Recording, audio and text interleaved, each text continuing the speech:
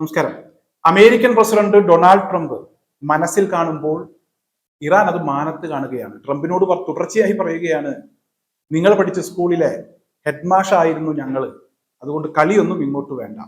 ഈ ഹോർമുസ് കടലിടുക്ക് പിടിച്ചെടുക്കുന്നതിന് വേണ്ടി, അതിലൂടെയുള്ള കപ്പൽ ഗതാഗതം സുഗമമാക്കുന്നതിന് വേണ്ടി ഡൊണാൾഡ് ട്രംപ് ചൈനയുടെയും അതുപോലെ തന്നെ ഫ്രാൻസിന്റെയും ഒക്കെ സഹായം അഭ്യർത്ഥിച്ചു.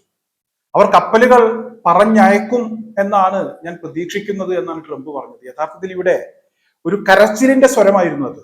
അമ്മ വലതും തരണേ എന്നൊക്കെ ചോദിച്ചുകൊണ്ടുള്ള ഒരു യാചനയുടെ സ്വരം. ഞങ്ങളുടെ കയ്യിലുള്ളതൊക്കെ തീർന്നു, എബ്രഹാം ലിങ്കണും തീർന്നു, അതൊക്കെ കെട്ടിവലിച്ച് അമേരിക്കയിലേക്ക് കൊണ്ടുപോയി. ഇനി ഹോർമൂസ് കടലിടുക്ക് വഴി എന്തെങ്കിലും നടക്കണമെങ്കിൽ നിങ്ങൾ കപ്പൽ അയക്കണം, ചൈനക്ക് കൂടെ വേണ്ടിയിട്ടാണ്, ചൈനക്ക് ഒരു ഗിഫ്റ്റാണിത് എന്നൊക്കെ പറഞ്ഞാണ് ട്രംപ് ഇങ്ങനെയുള്ള ചില നമ്പർ ഇറക്കിയത്. എന്തായാലും ഇറാൻ അത് മാനത്ത് കണ്ടു. ഇറാൻ ഇവിടെ ചെയ്തത് ഇസ്രായേലിനും അമേരിക്കക്കും മാത്രം യാത്രാവിലക്ക്, ബാക്കിയുള്ള രാജ്യങ്ങളുടെ യാത്രാവിലക്ക് ഇറാൻ അങ്ങ് നീക്കി. ഇപ്പൊ മറ്റുള്ള ആളുകളൊന്നും ഈ യുദ്ധത്തിലേക്ക് വരേണ്ട ഒരു സാഹചര്യവുമില്ല. അവർക്കൊന്നും ഹോർമൂസ് കടലിടുക്ക് പിടിച്ചടക്കുന്നതിന് വേണ്ടി അല്ലെങ്കിൽ അതിലൂടെയുള്ള കപ്പൽ ഗതാഗതം സുഗമമാക്കുന്നതിന് വേണ്ടി അവരുടെ പടക്കപ്പൽ അയക്കേണ്ട സാഹചര്യമില്ല. ഇതാണ് ഇപ്പോഴത്തെ അവസ്ഥ. ട്രംപ് ശരിക്കും പറഞ്ഞാൽ പെട്ടുപോയി. ഇങ്ങനെ ഒരു പണി ഇറാന്റെ ഭാഗത്ത് നിന്ന് ഉണ്ടാകും എന്ന് ട്രംപ് ഒരിക്കലും പ്രതീക്ഷിച്ചില്ല. ട്രംപ് മനസ്സിൽ ചിലതൊക്കെ കണക്ക് കൂട്ടി, പക്ഷെ ഇറാൻ അത് മാനത്ത് കണ്ടു, കൊടുത്തു നല്ലൊരു പണി. അതായത്, നിങ്ങൾ പഠിച്ച സ്കൂളിലെ ഹെഡ് മാസ്റ്റർ ഞങ്ങൾ തന്നെയാണ്, തന്ത്രം ഞങ്ങളെ പഠിപ്പിക്കേണ്ട, നിങ്ങൾക്ക് കുതന്ത്രം മാത്രമേ വശമുള്ളൂ എന്ന് ഇവിടെ അമേരിക്കൻ പ്രസിഡന്റ് ഡൊണാൾഡ് ട്രംപിനോട് ഇറാൻ വളരെ കൃത്യമായി തന്നെ പറഞ്ഞു. പിന്നെ ഇറാന്റെ സ്ഥിരം പരിപാടികൾ, ദൈനംദിന പരിപാടികൾ, അതെന്താണ് എന്നുള്ളത് നമുക്കറിയാം. അതായത് മിസൈൽ വിട്ട് കളിക്കലാണ്. ട്രംപ് പറഞ്ഞത് വെറുതെ ഒരു തമാശക്ക് ഞാൻ ഇറാനിൽ കൊണ്ടുപോയി ബോംബിടുമെന്നാണ്. എന്തായാലും ഈ തമാശക്ക് മിസൈൽ വിട്ട് കളിക്കുന്നത് ഇറാനാണ്. ഡെയിലി ഇറാനിൽ വലിയ നാശനഷ്ടങ്ങൾ ഉണ്ടാകുന്നുണ്ട്. ടെല്ലവീവിൽ വലിയ ആക്രമണങ്ങൾ നടക്കുന്നുണ്ട്, വലിയ അറ്റാക്ക് നടക്കുന്നുണ്ട്. ചില കെട്ടിടങ്ങളൊക്കെ തകർന്നു പോയി എന്ന് മാത്രമല്ല, ആ കെട്ടിടത്തിന്റെ അടിത്തറ എന്നൊക്കെ നമ്മൾ പറയുമല്ലോ, ആ അടിത്തറയും കഴിഞ്ഞ് കുറച്ചുകൂടെ വലിയ ഗർത്തം അവിടെ രൂപപ്പെട്ടിരിക്കുകയാണ്. അത്തരത്തിലുള്ള അറ്റാക്കാണ് ഇപ്പോൾ നടക്കുന്നത്. ഈ കഴിഞ്ഞ ദിവസം മുതൽ ഇവിടെ ക്ലസ്റ്റർ ബോംബുകൾ ഉപയോഗിച്ചുള്ള ആക്രമണം ഇറാൻ ശക്തിപ്പെടുത്തിയിട്ടുണ്ട്. എന്തായാലും ഈ കഴിഞ്ഞ ദിവസം ഇവിടെ ഇസ്രായേൽ പ്രധാനമന്ത്രിയുമായി ബന്ധപ്പെട്ട്, ഇസ്രായേൽ പ്രധാനമന്ത്രി ജീവിച്ചിരിപ്പുണ്ട് എന്ന് കാണിക്കുന്നതിന് വേണ്ടി ഇസ്രായേൽ എന്തൊക്കെ പൊല്ലാപ്പുകളാണ് കാട്ടിക്കൂട്ടുന്നത് എന്ന് നമ്മൾ കഴിഞ്ഞ ദിവസം കണ്ടതാണ്. AI വീഡിയോ ഇറക്കി, നെതന്യാഹുവിന് 6 വിരൽ വന്നു, ഒരു വിരൽ പെട്ടെന്ന് മുളച്ചു വന്നതാണ്. ഇത് പിടിക്കപ്പെട്ടതോടുകൂടെ ബെഞ്ചമിൻ നെതന്യാഹു ഇസ് ഫൈൻ, ഒരു പ്രശ്നവുമില്ല, അദ്ദേഹം ബങ്കറിൽ സുഖമായി ഇരിക്കുന്നു എന്നൊക്കെ പറഞ്ഞൊരു വാർത്ത ഇപ്പോൾ ഒരുപാട് മാധ്യമങ്ങൾ പടച്ചു വിടുന്നുണ്ട്. യഥാർത്ഥത്തിൽ ഇറാൻ പറയുന്നത് തീർന്നിട്ടില്ല എങ്കിൽ സന്തോഷം, നിങ്ങൾ അത് പറഞ്ഞത് നന്നായി, തീർക്കാനുള്ള വഴി ഞങ്ങൾ നോക്കിക്കൊള്ളാം എന്ന് പറഞ്ഞ് ആക്രമണം ഒന്നുകൂടെ കടുപ്പിച്ചിട്ടുണ്ട്. എന്നിട്ട് അവർ പറയുന്ന ഒരു കാര്യം ഇങ്ങനെയാണ്: കുട്ടികളെ കൊന്ന, സാധാരണക്കാരെ കൊന്ന, സ്ത്രീകളെ കൊന്ന, പ്രായമായവരെ കൊന്ന, നിരപരാധികളെ കൊന്ന ബെഞ്ചമിൻ നെതന്യാഹുവിനെ ഞങ്ങൾ വേട്ടയാടി പിടിക്കും, എവിടെ പോയൊളിച്ചാലും ശരി, പുറകെ വന്ന് ഞങ്ങൾ ആക്രമിക്കും, തീരുന്നത് വരെ ആക്രമിക്കും എന്ന് ഇറാൻ ഒരിക്കൽ കൂടെ പറഞ്ഞു. എന്തായാലും ഇറാൻ മുന്നോട്ട് പോകുന്നു. അവർ പറയാനുള്ള കാര്യങ്ങൾ പറയുന്നു, പ്രവർത്തിക്കാനുള്ള കാര്യങ്ങൾ പ്രവർത്തിക്കുന്നു. ബെഞ്ചമിൻ നെതന്യാഹു തീർന്നിട്ടില്ലെങ്കിൽ അത് തീരുന്നത് വരെ ഞങ്ങളുടെ ആക്രമണം ഉണ്ടാകും എന്ന് ഉറപ്പിച്ചു പറയുന്ന ഒരു സാഹചര്യത്തിലേക്ക് കാര്യങ്ങൾ എത്തിയിരിക്കുന്നു. ഇറാന്റെ ലക്ഷ്യം വളരെ കൃത്യമാണ്, അവരുടെ നിലപാട് വളരെ കൃത്യമാണ്. ബെഞ്ചമിൻ നെതന്യാഹു ആണ് അവരുടെ ആദ്യത്തെ ടാർഗറ്റ്. അതിനുശേഷം ഡൊണാൾഡ് ട്രംപ് ആണ് അവരുടെ ടാർഗറ്റ്. ഞാൻ വെറുതെ പറയുന്നതല്ല. ഇവിടെ ഇറാഖിലെ ഇറാൻ അനുകൂല സൈനികരിപ്പോൾ അമേരിക്കൻ സൈനികരുടെ തലക്ക് വില പറഞ്ഞ് അവരെവിടെയാണ് ഉള്ളത് എന്ന് കാണിച്ചു തന്നാൽ പാരിതോഷികം കൊടുക്കാം എന്ന് പറയുന്ന അവസ്ഥയിലേക്ക് കാര്യങ്ങൾ എത്തിയിട്ടുണ്ട്.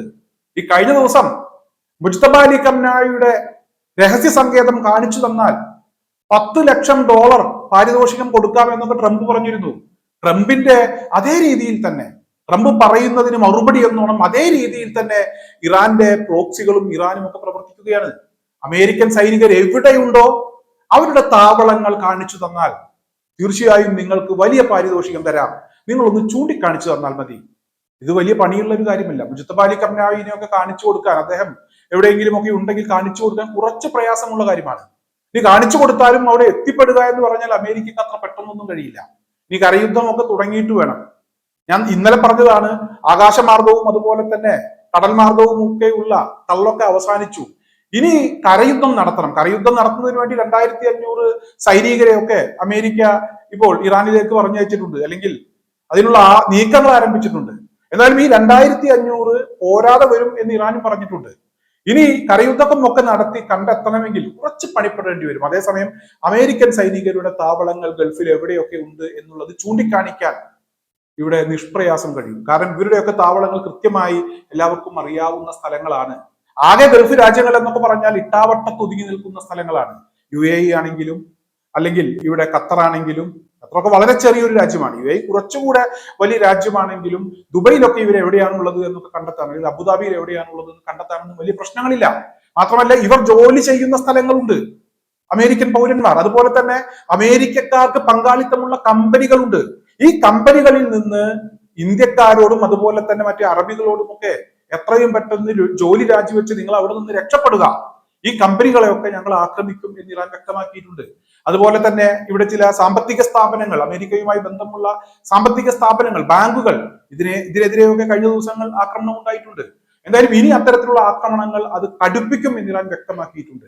ലോകത്ത് എവിടെ അമേരിക്കൻ പൗരനുണ്ടോ അവരൊന്നും സുരക്ഷിതരല്ലാത്ത ഒരു സാഹചര്യം ഇപ്പോൾ നിലവിൽ വന്നു. ഇസ്രായേലി പൗരന്മാർ എവിടെയുണ്ടോ അവരൊന്നും സുരക്ഷിതരല്ലാത്ത ഒരു സാഹചര്യം ഇപ്പോൾ നിലവിൽ വന്നിരിക്കുകയാണ്. അതായത് എവിടെ കണ്ടാലും ഇവരെയൊക്കെ ആക്രമിക്കുക.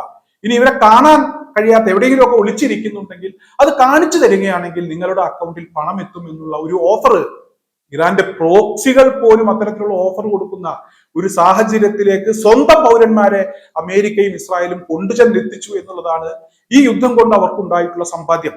ഈ ഹോർമൂസ് കടലിടുക്കിൽ വലിയ ആശങ്ക ഉണ്ടാക്കിയിട്ടുള്ള ഒരു തീരുമാനമായിരുന്നു ഇറാന്റെ ഭാഗത്ത് നിന്ന് നേരത്തെ ഉണ്ടായതെങ്കിൽ ഈ ആശങ്ക ഇപ്പോൾ ഇസ്രായേലിനും അമേരിക്കക്കും മാത്രമേ ഉള്ളൂ. മറ്റാർക്കും ഈ ആശങ്കയില്ല. ഗൾഫ് മേഖലകളിലുള്ള അമേരിക്കയുമായി ബന്ധമുള്ള എണ്ണപ്പാടങ്ങളിലേക്കും അതുപോലെ തന്നെ എണ്ണ ഉൽപാദന, എണ്ണ സംഭരണ കേന്ദ്രങ്ങളിലേക്കും ഒക്കെ അമേരിക്ക കഴിഞ്ഞ ദിവസം ആക്രമണം നടത്തിയിട്ടുണ്ട്. എന്തായാലും അമേരിക്കയും ഇസ്രായേലും ശരിക്കും പറഞ്ഞാൽ പെട്ടു. ട്രംപ് അത് തുറന്നു സമ്മതിക്കുകയും ചെയ്തു. തിരിച്ചടികൾ ഉണ്ടായിട്ടുണ്ട്, പ്രതീക്ഷിക്കാത്ത തിരിച്ചടികൾ ഇറാന്റെ ഭാഗത്തു നിന്ന് ഉണ്ടായിട്ടുണ്ട്. പക്ഷെ അത് താൽക്കാലികം മാത്രമാണ് എന്നാണ് ട്രംപ് പറയുന്നത്.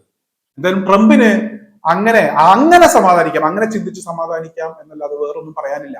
ട്രംപിന് തിരിച്ചടികൾ വരാനിരിക്കുന്നേയുള്ളൂ എന്ന് ഇവിടെ ഇറാൻ വ്യക്തമാക്കിയിട്ടുണ്ട്. മാത്രമല്ല റഷ്യയുടെ സഹായം ഇവിടെ ഇറാന് കിട്ടിക്കൊണ്ടിരിക്കുന്നു എന്ന കാര്യവും ട്രംപ് വ്യക്തമാക്കിയിട്ടുണ്ട്. അതിന്റെ കാരണം എന്താണെന്നും ട്രംപ് വളരെ കൃത്യമായി തന്നെ പറഞ്ഞിട്ടുണ്ട്. ഞങ്ങൾ യുക്രൈനെ സഹായിക്കുന്നുണ്ട് എന്നാണ് ഈ റഷ്യയുടെ ധാരണ. അതുകൊണ്ടായിരിക്കാം അവർ ഇറാനെ സഹായിക്കുന്നത് എന്നാണ് ട്രംപ് പറയുന്നത്. എന്തായാലും കൊടുത്താൽ കൊല്ലത്തും കിട്ടും എന്ന കാര്യം കൂടെ ട്രംപിന് വളരെ കൃത്യമായി ബോധ്യപ്പെട്ടിരിക്കുകയാണ്. അത്തരത്തിൽ ബോധ്യപ്പെടുത്തുന്നതിന് വേണ്ടി ഇറാൻ തന്നെ ഇറങ്ങേണ്ടി വന്നു എന്നുള്ളതാണ് ഇവിടെ ഈ യുദ്ധവുമായി ബന്ധപ്പെട്ട് ഇപ്പോഴത്തെ സാഹചര്യത്തിൽ എനിക്ക് പറയാനുള്ളത്.